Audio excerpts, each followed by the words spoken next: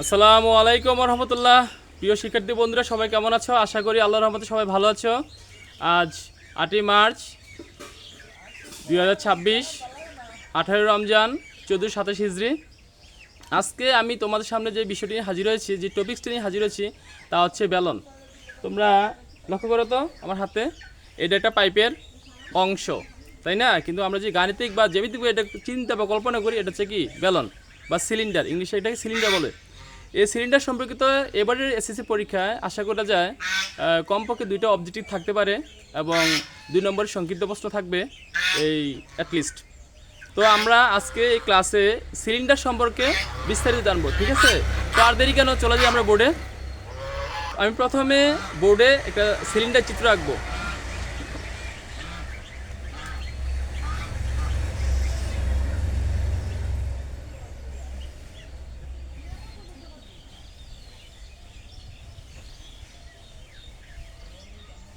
আমি উচ্চতা ধরবো কি এইচ, কেন উচ্চতা ইংরেজি হচ্ছে আমার হাইট, সেই জন্য আমি এইচ ধরবো উচ্চতাটা।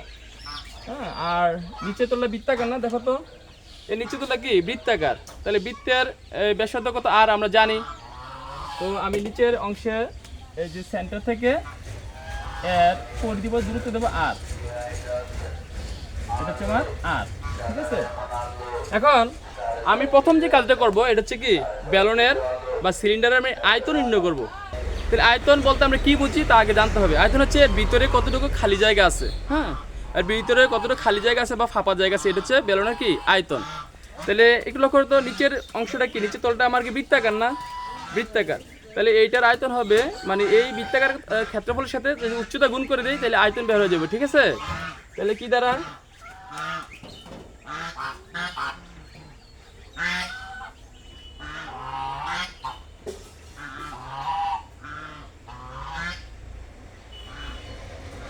নিচে তলে ক্ষেত্রফল আমরা জানি, বৃত্তাকার তলে ক্ষেত্রফল পাই আর স্কয়ার, তো পাই আর স্কয়ার ইন্টু যদি তার সাথে উচ্চতা গুণ করি কি দ্বারা এইচ, তাহলে আয়তন কি দাঁড়াইলো, তাহলে বেলনের আয়তন দাঁড়াইলো পাই আর স্কয়ার এইচ ঘন একক। ঘন একক রাখতে হবে কেন, আমরা ঘনবস্তুর, এটা কিন্তু একটা ঘনবস্তু, হ্যাঁ, তো ঘনবস্তুর আয়তন সবসময় ঘন একক প্রকাশ করতে হয়, ঠিক আছে? তো আয়তন গেল। এখন আমার বৃত্তাকার তলের ক্ষেত্রফল আমরা কি জানি, পাই আর স্কয়ার। তাহলে বৃত্তাকার তলের ক্ষেত্রফল,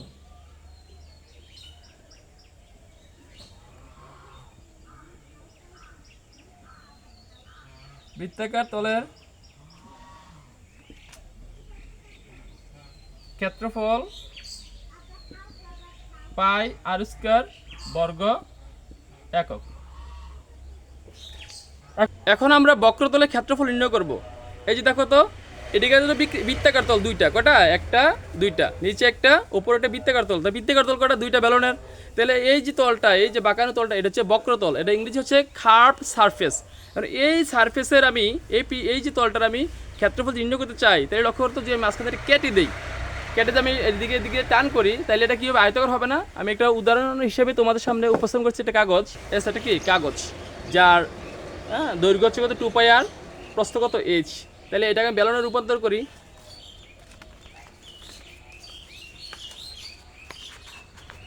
এই যে হলো কি আমার বেলন, ঠিক না?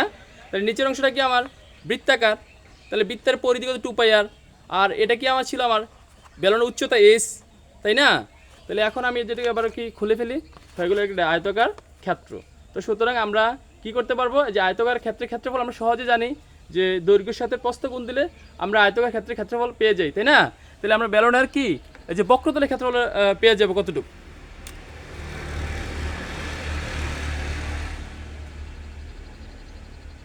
বেলনের বক্র তলের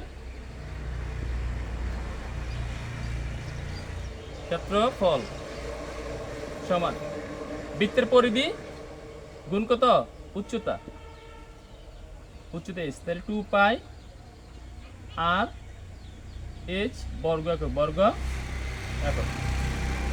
খুব সহজ না বক্রতলের ক্ষেত্র নির্ণয় করা? এখন আমরা যে মোট যে ক্ষেত্রফল, টোটাল যে এরিয়া, এই টোটাল যে এরিয়া, দুইটা বৃত্তাকার তলের ক্ষেত্রফল তারপরে কি বক্রতলের ক্ষেত্রফল, টোটাল যে এরিয়া এডিগুলো যোগ করে দিলে আমাদের কি সমগ্রতলের ক্ষেত্রফল পাবো বা সমগ্র পৃষ্ঠের ক্ষেত্রফল। তো বেলনের সমগ্রতলের ক্ষেত্রফল কি দাঁড়ায়?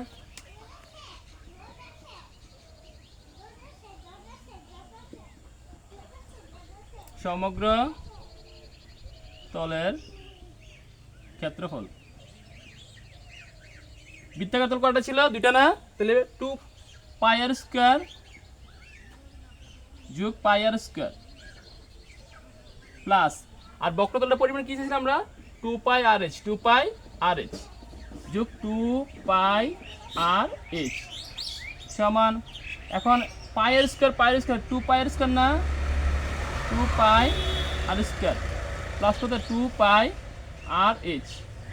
তা থেকে যে আমরা কি কমন যায়? 2 পাই আর কমন যায়, 2 পাই আর দ্বারা ভাগ দিই বা কমন নেই 2 পাই আর, তাহলে কি থাকে আমার আর প্লাস এর 2 পাই চলে আসে সামনে, থাকবে কি এইচ, তাহলে 2 পাই আর ইন্টু আর প্লাস এইচ বর্গ একক। এই হচ্ছে কি আমার বেলনের সমগ্রতলের ক্ষেত্রফল। খুবই সহজ। তো সবার জন্য শুভকামনা থাকলো, দেখা হবে অন্যটি ক্লাসে আর একটি ভিডিও নিয়ে। সেই পর্যন্ত সবাই ভালো থাকবা, সুস্থ থাকবা। আসসালামু আলাইকুম রহমতুল্লাহ।